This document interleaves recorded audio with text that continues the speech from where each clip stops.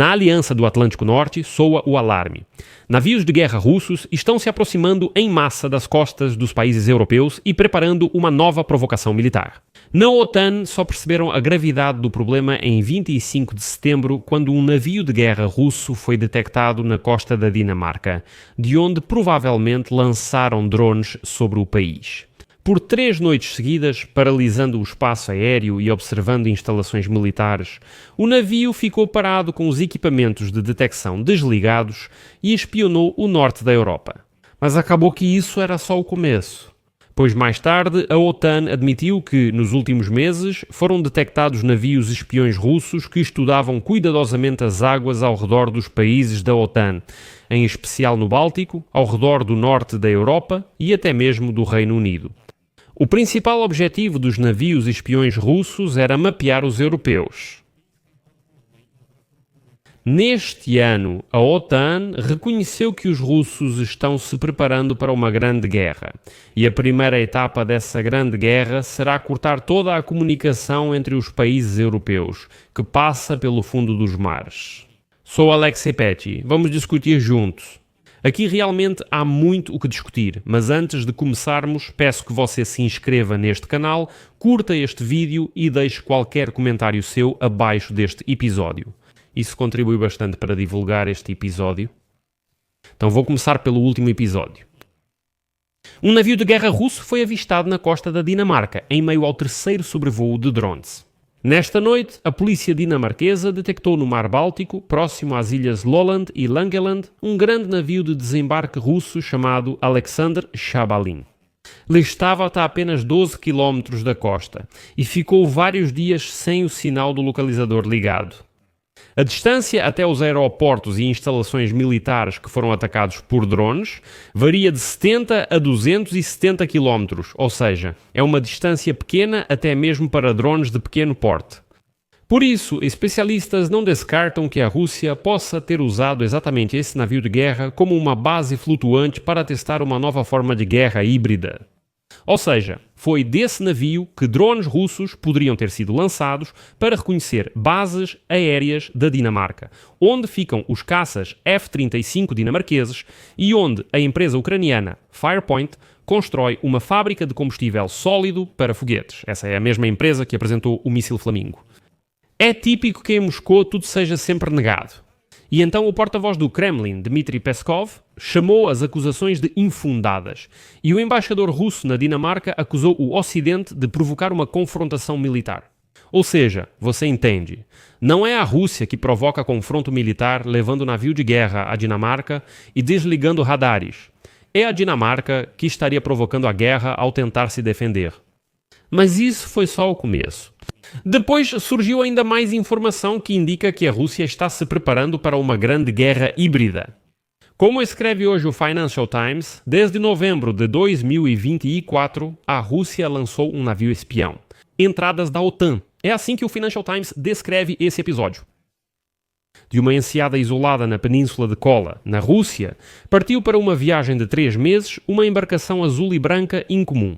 A embarcação parece civil à primeira vista, deu a volta na Noruega, passou pelo Canal da Mancha e entrou no Mar da Irlanda. Depois, virando para o sul, em direção ao Mar Mediterrâneo, seguiu para o leste, rumo a Suez. Mas não era um cruzeiro de lazer pela costa atlântica da Europa. O navio de reconhecimento militar de Moscou, chamado Yantar, equipado com um arsenal completo de equipamentos de inteligência, estava realizando missões de mapeamento e interceptação de cabos submarinos, dos quais os aliados da OTAN dependem para acesso à internet, fornecimento de energia, comunicações militares e transações financeiras. E então, usando dados de radar coletados por satélites da Agência Espacial Europeia, foi possível detectar o navio espião russo que parou e ficou pairando por vários dias exatamente sobre cabos críticos no centro do Mar da Irlanda em novembro de 2024. Foi exatamente durante essa parada que o navio desligava todos os sensores para não ser detectado e para que sua localização não fosse registrada. Mais tarde, o sinal desse navio desapareceu sobre os cabos submarinos entre a Noruega e seu arquipélago soberano de Svalbard. Lá também esse navio parou, bem onde passa o nó principal dos cabos submarinos. Esse navio ficou lá por alguns dias, depois ligou os transponders e seguiu seu caminho. Além disso, a inteligência ocidental revelou mais detalhes e descobriu-se que existe uma unidade militar secreta na Rússia que supervisiona as atividades desse navio. É o Departamento Principal de Pesquisas em Águas Profundas. Claro, ele já existia na época da Guerra Fria, mas depois fez uma certa pausa e agora voltou a ficar ativo. Suas atividades são tão secretas que apenas um pequeno grupo de hidronautas russos altamente qualificados tem acesso a elas. Como ficou sabido, a maioria dos 50 navios da Direção de Pesquisas de Águas Profundas da Rússia são submarinos e pequenos veículos de águas profundas. Alguns dos quais são capazes de descer a profundidades de até 6.000 metros, o que é mais de 10 vezes maior do que a profundidade de mergulho de um submarino militar comum. No entanto, essa administração também possui embarcações de superfície, como o Yantar, que são significativamente mais baratas de operar em longas distâncias e podem ser usadas como plataformas para veículos subaquáticos e mergulhadores. E agora, neste ano de 2025, o navio Yantar voltou novamente às águas britânicas.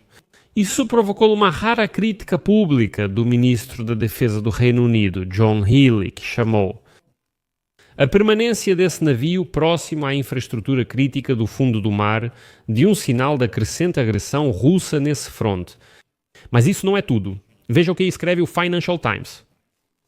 No entanto, por trás desse aviso público de Healey, havia um quadro de atividades muito mais amplo. O Yantar foi apenas um dos vários navios de guerra russos que se reuniram nas águas do Reino Unido por 13 meses para monitoramento constante dos pontos de infraestrutura crítica a partir do outono de 2023. No conjunto, esses incidentes indicam uma retomada das atividades de inteligência da Direção de Pesquisas em Águas Profundas e da Frota do Norte russa, à medida que a guerra na Ucrânia se transforma em um conflito prolongado. E aqui os britânicos já estão soando o alarme abertamente. Porque um mapa preciso das conexões submarinas de internet, dos oleodutos de energia e dos cabos de comunicação militar será uma preparação fundamental para o primeiro dia de uma invasão aos países da OTAN, permitindo que Moscou interrompa o fornecimento de energia do inimigo ou desative seus sistemas de resposta de emergência. E aqui apenas pense nisso. 99% das comunicações digitais do Reino Unido agora são fornecidas por cabos submarinos de fibra óptica e 3/4 de todo o fornecimento de gás do país passam por dutos submarinos. E isso é só no Reino Unido. Em toda a Europa, a situação é muito semelhante. Os cabos que transmitem dados do Sistema Integrado de Vigilância Submarina são de importância especial. Trata-se de uma rede militar conjunta dos Estados Unidos da América e do Reino Unido que monitora o movimento de submarinos inimigos. Mas isso ainda não é tudo. Segundo especialistas, os russos nem precisam cortar os cabos debaixo d'água. Acontece que o próprio Yantar está equipado com veículos subaquáticos com manipuladores para se conectar a cabos militares e de internet e interceptar informações deles, além de instalar dispositivos explosivos para destruí-los no futuro. Ou seja, os russos podem captar informações antes de explodir esses cabos e assim podem saber sobre os planos da OTAN. E para finalizar, acrescento que a Direção de Complexos de Profundidade, conhecida como Unidade Militar 40056, foi criada ainda no auge da Guerra Fria. A Agência Central de Inteligência dos Estados Unidos da América desde meados da década de 1960 monitorava sua base em Olenja Guba, localizada no alto da costa do Mar de Barents, perto da fronteira da Rússia com a Noruega. Essa direção trabalha diretamente com a Direção Principal de Inteligência da Federação Russa. E como mostraram as imagens de satélite nos últimos anos, justamente nos anos da invasão em grande escala da Rússia à Ucrânia, as estruturas defensivas ao redor da base de Olenja Guba foram reforçadas. Na entrada da baía foi erguida uma nova barreira defensiva, bloqueando o caminho para os navios que entram. Bem, e na própria região desta ilha, ou melhor, desta base, a interferência nos sinais de sistema de posicionamento global é tão intensa que até mesmo o rastreamento do trânsito de navios civis comuns de Murmansk, seguindo para o norte em direção aos mares do Ártico, é impossível. E então, em janeiro deste ano, o ministro da Defesa britânico Healey declarou: "Quero que o presidente Putin ouça minha mensagem. Nós estamos vendo vocês, sabemos o que vocês estão fazendo e não vamos hesitar em tomar medidas decisivas para proteger este país. E como se viu, essa declaração não dizia respeito apenas ao Amber. De acordo com a análise dos militares britânicos, de outubro de 2023 a novembro de 2024, ou seja, ainda sem considerar o ano de 2025, 11 navios militares russos estiveram constantemente na zona marítima britânica, inclusive na costa da Irlanda. Como resultado, atualmente a Grã-Bretanha está criando um novo anel defensivo de sensores e drones submarinos chamado Bastião Atlântico para proteger os cabos e os submarinos britânicos Trident. Além disso, o Reino Unido e seus aliados, como a Noruega, utilizam alternadamente navios de guerra e aviões de reconhecimento R-8 para monitorar a zona da Groenlândia, Islândia e Reino Unido, por onde navios e submarinos russos entram no Atlântico Norte. Em geral, conclui-se que a Rússia monitora as comunicações dos países da OTAN há muito tempo, para que, no chamado primeiro dia da invasão, basicamente, ou segue o inimigo cortando essas conexões de internet, comunicação militar e assim por diante, ou se conecte e monitore sobre o que nossos aliados ucranianos estão falando. É esse o quadro. Vou deixar reticências aqui. Comente abaixo sua opinião e conclusões. Inscreva-se, ative o sininho e deixe seu like. É isso. Cuidem-se. Tchau a todos.